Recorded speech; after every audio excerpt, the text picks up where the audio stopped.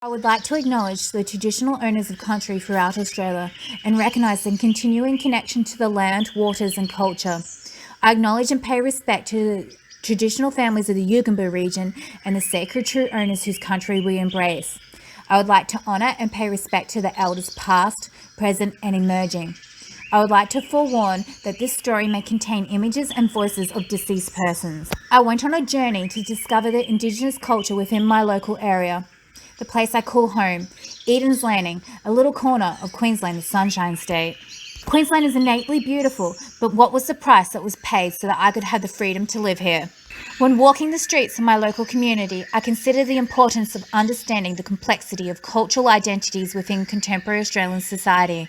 Indigenous people are my family, friends, colleagues, neighbours. We live together in this place now called Australia. I went to visit the Yugambeh Museum, where I learned about the revival of languages that were once thought lost.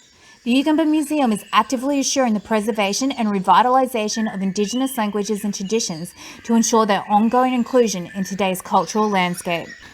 My children study Indigenous culture classes at school. They are learning the Yugambeh language. I see the flag on display, artwork, dancing and celebration. We have provided a pretty picture of the rich cultural history of our area, but what is purposely being excluded from this tale? Australia has a history of violence and hostility that consisted of racism, disadvantage, social stigma, oppression and imposed culture.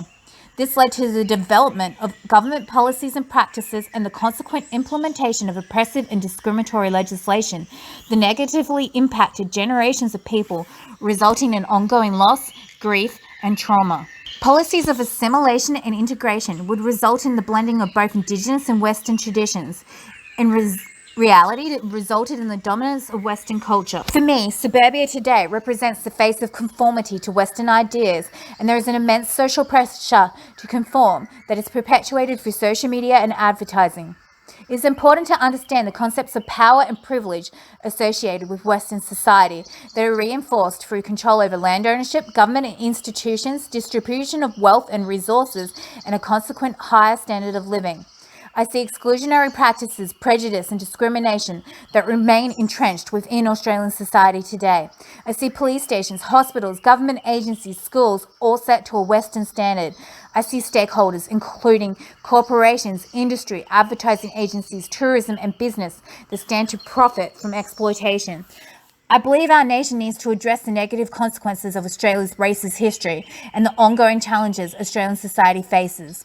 To see meaningful social change, we need more than sorry. We need to tell the truth about the past, present and future. We need to promote awareness of historical injustice and the ongoing social and economic impact of invasion. And we need to open our hearts to find a better way to walk together into the future.